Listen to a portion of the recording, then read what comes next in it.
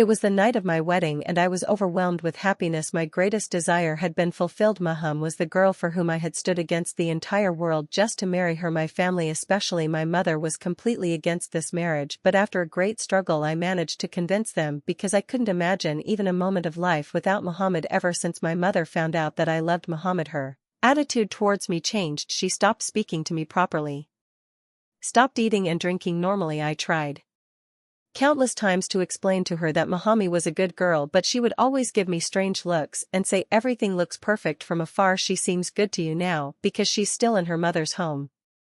I never really understood what my mother meant by that. Many times I told her, "Mother, whoever you choose as a daughter-in-law, how will you even know what kind of person she is? Maham is someone I know and love. She will care for you dearly. She will love you." At that my mother would burst into laughter and say, "Forget about my love and care, you better start worrying about yourself." Ever since I mentioned Maham's name, my mother intensified her search for other girls. One day she sat down in front of me with a photograph and said, "She's perfect, I will get you married to her." Hearing that I became furious and raised hell in the house. I told my mother, if not Mahami then no one. Maham wasn't a stranger. She was my aunt's daughter, my paternal aunt. We had always had good relations with her. She was a very kind and loving woman, and Maham was just like her. Whenever my aunt visited us, she would be extremely respectful to my mother. I had personally seen my aunt serve my father with great devotion. My father often used to visit her in the evenings. Then after his death our ties weakened, but our love didn't. My aunt still treated us with the same affection, but when the topic of marrying Mahami came up, I don't know what flaws my mother suddenly started seeing. I was firm on my decision, while on the other side Mom was threatening to take her own life. One night while talking to Maham on the phone, I stepped out of my room and heard voices coming from my mother's room. When I went near, I heard her telling my sister, "The game your aunt has been playing all her life will not continue anymore. I've already lost so much, I have no strength left now. It was your father's last will that I should not turn away from his family, which is why I tolerated this mother and daughter, but I never knew they'd be so cunning that they'd trap my son." I ended the call with Muhammad and entered the room. Seeing me, my mother fell silent. I angrily asked her, "What is it that you hate Aunt so much for? If father were alive today, I wouldn't have had to struggle this much for this marriage. He would have gone to ask for Maham's hand himself." Hearing me, my mother looked at me with tear-filled eyes and said, "Yes, if your father were alive, your marriage to Maham would have happened and your aunt would be living in this house too." Her words made no sense to me. She would never fully explain anything, nor would she agree to the marriage. I sat at her feet, folded my hands and begged, "Mother, please let me marry Mahami. If not, I'll go abroad and never return." Hearing this, my mother looked at me in pain. For 2 days the house was completely silent. Then on the 3rd day my sister told me that mother had gone to aunt's house to ask for Maham's hand. I was overwhelmed with joy and hugged my sister. She said, "Look, mad, if mother had refused, there must have been a reason. Now it's your responsibility to handle everything properly." I immediately told her, "Don't worry at all. Mahami listens to everything I say. She bows her head to me. She's madly in love with me. She'll take care of mother very well. This house won't just gain a daughter-in-law, it will gain a daughter. And besides, you are only here for a few more days. Once you leave, mother will be alone again. That's why it's good that Maham will come and become her support." My sister smiled and placed her hand on my head. She had gotten married and moved to another city to live with our aunt, and she was only here for a few days to visit. Perhaps it was her influence that finally convinced my mother otherwise. Her attitude made it clear that she would never have accepted Maham as her daughter-in-law. The proposal was finalized. Maham assured me that I would never face any trouble because of her, and I had complete faith in our love. Then came the most beautiful night of my life, the night Maham entered my home as my bride. Before I went to my room, my mother called me to her. She took out a box from her wardrobe and handed it to me. "This is my jewelry," she said, "which I had kept for my daughter-in-law, but I don't know why I couldn't bring myself to give it to Mame on the wedding day. Now you give it to your wife yourself." Even then there was still some disapproval on her face. I said, "She's my wife now. She's this home's daughter-in-law. Mother, please accept her with all your heart." She replied, "You'll find out soon enough why I was against this marriage." Saying that, she turned away and I went to my room, but my heart was heavy. I kept thinking, if only mother were happy, and my happiness tonight would have become truly unforgettable. But my mother's words proved absolutely true. Not in a few days I understood it all. On the very first night of marriage, when I entered the room, Maham was sitting dressed as a bride. My heart was overflowing with emotion. When the girl you love becomes your wife, life takes on a new color. Everything felt changed. I gave Mahami not only her traditional wedding gift but also handed over the jewelry my mother had given me. Maham didn't even glance at any of it. I complimented her and reached out to touch her, but she moved away. Then she made a condition for our relationship that felt like the sky had crashed on my head. I could never have imagined my wife making such a demand on our wedding night. I stared at her in disbelief and then said, "You know what you're asking is completely inappropriate. I won't do such a thing." Maham smiled and said, "If you don't accept my condition, then you know what I'll do." And then she said something that completely shook me to my core, that my wife would treat me so terribly on the very first night of marriage. I had never imagined her demand, her attitude. It was all unbelievable. The same girl who used to beg me to marry her, who promised eternal love, showed me the stars on the first night itself. I didn't have the strength to accept her condition, especially one like that. I silently stood up, took off my turban, tossed it on the bed and walked out of the room. My sister saw me and asked, "Marid, where are you going?" I glanced at her but said nothing. I walked out of the house. How could I tell her what my wife wanted from me? I was too ashamed to even think about it, let alone speak of it. I got on my motorcycle and just rode into the night, down the empty streets, directionless. My mind and heart were in a storm. Everything my mother had tried to say, and hints and signs, I now understood it all. After riding aimlessly for a long time, I finally stopped and sat down by the roadside. I had no idea what to do or what decision to make. It felt like a choice between a well and a ditch. I knew I would regret it either way, whether I accepted Maham's condition or not. 2.5 hours passed like that. Then I finally got up and went back home. My sister and mother were still sitting in the lounge. As soon as they saw me, my sister came to me and hugged me. "Where did you go, Mad? You didn't even take your phone. Your wife locked the door too. We were so worried about you." As soon as she saw my face, my mother immediately asked, "Is something wrong, Mord? Did you have a fight with Muhammad, or is it something else?" There was a tone of foresight in her voice, as if she already understood what could have happened. I sat down at her feet and burst into tears. Seeing me cry, both my mother and sister became worried. My sister began to console me. "What's the point of crying? Whatever the issue is, tell us, like everything will be fine." But I didn't say a word. My wife already didn't like either of them. If I had told them about the disgusting condition Muhammad had placed before me, she would have fallen from their hearts forever. I wiped my tears and lied, saying I was just missing father a lot. If he had been alive today, he would have shared in my joy. They weren't entirely convinced, but at least the questioning stopped. I returned to my room. Mahami was sleeping peacefully on the bed as if nothing mattered to her. For the first time I felt disgusted by her face and beauty. Her dark side had been revealed to me. I glanced at her once, then went and lay on the sofa.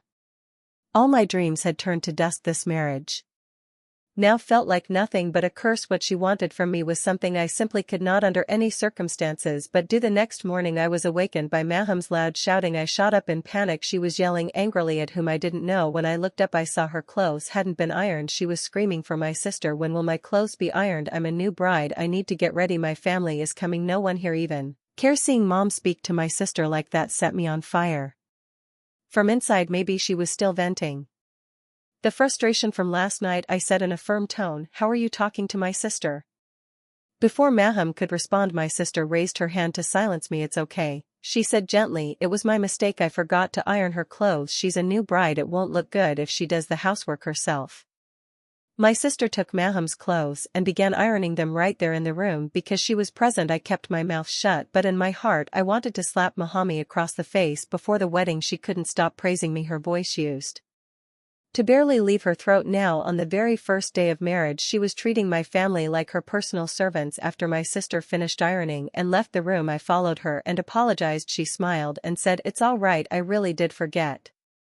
I felt a deep affection for my sister. Any other woman would have gotten angry or left the house after such treatment from a new bride, but my sister was wise and always handled matters with patience and ease. I returned to the room. I grabbed Maham by the arm and asked her, "What kind of behavior was that? Don't you have any manners or respect?"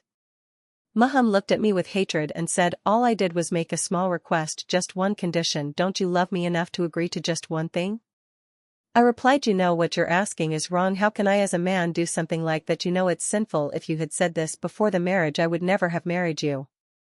She gave a bitter smile and said, "Before marriage you made so many promises. Have you forgotten them now? Now that it's time to fulfill them, you're suddenly talking about right and wrong when you used to talk to me all night expressing your feelings. Wasn't that wrong too?"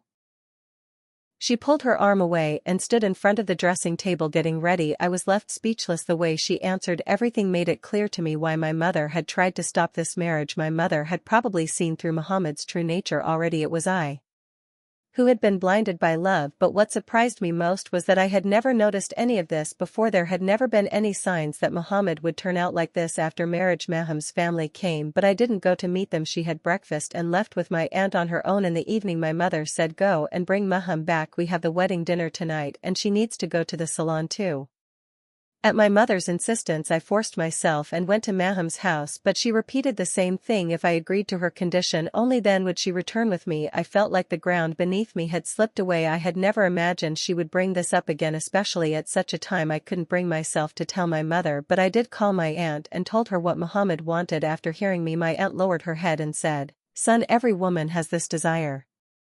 But women suppress it because they know that men will reject it, calling it sinful. But should we women always silence our hearts because of that? My husband didn't fulfill my wish either on our wedding night. I told him what I wanted, but he said the same thing, that it's wrong. I spent my entire life suppressing my desire, and sometimes I would even tell your father how much pain I was in, but he was helpless because of your mother, so he never fulfilled my longing. But now I want you to fulfill my daughter's wish so that her heart may find peace." Her words blew my mind. I couldn't believe she not only knew what Maham wanted but also supported her. Now I finally understood what my mother had meant that night while speaking to my sister. When Maham refused to return home under any condition, I told her, "For the time being, all right, I'll fulfill your wish tonight, but for now come home, we have the wedding dinner."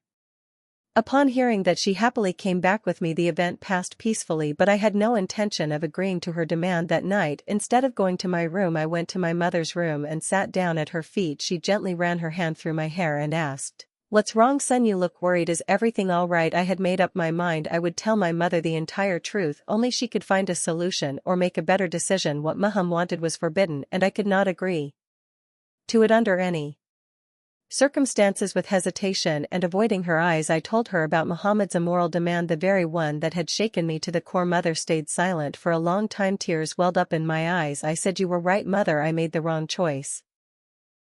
My sister had also come into the room. She had heard everything. She said, "Just agree to Maham's request. I don't want your marriage to fall apart. I don't want your life to be ruined." I looked at my sister in disbelief. "You know what she wants. Do you really think this will bring peace to my life? If she can demand something like this on the very first night, who knows what else she'll want in the future? If I give in now, she'll crush me under her feet for the rest of my life." My mother, who had been quiet for a long time, finally sighed deeply and said, "Son, sometimes to save relationships a person has to swallow a bitter pill. Just agree to what she wants."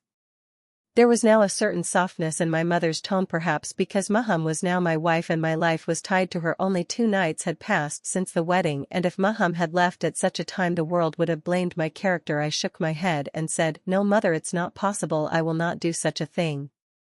I got up and returned to the room. Maham was sitting there waiting for me. She smiled and said, "So did you talk to your mother? Did you tell her you're going to fulfill my wish?"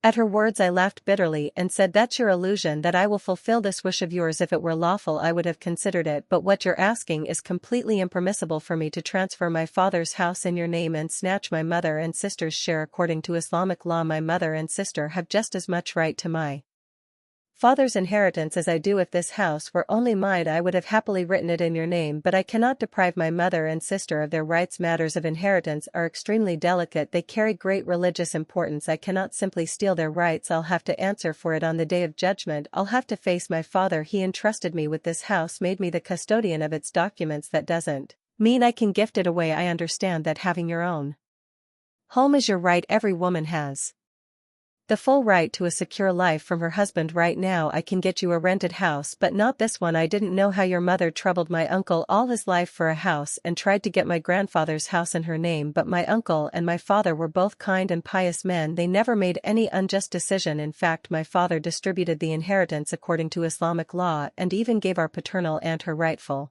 share. Your mother never wanted that. She didn't want our aunt to receive anything. My mother only told me this recently when your demand became clear. If you want to live in this house you can, and if you want a separate home I'll arrange a rented one in a few days, but I cannot and will not give you this house through injustice or illegitimate means." After hearing this, Mahami picked up her things and left in anger. Days passed. I thought she would come back on her own, that she would realize what she was doing, but instead she sent divorce papers clearly saying she couldn't live with someone like me. I signed them and silently moved on with life after a short while my mother found a girl for me and got me married. She was from a very noble and decent family. She won everyone's heart with her service and love as soon as she arrived. Very soon, thanks to her blessings, my job improved so much that I paid my sister her full share. My mother lived with me, so I deposited her share in the bank, thus the entire house became mine on its own. As for Mom, after taking the divorce, she never got married again. Everyone was aware of my aunt's nature.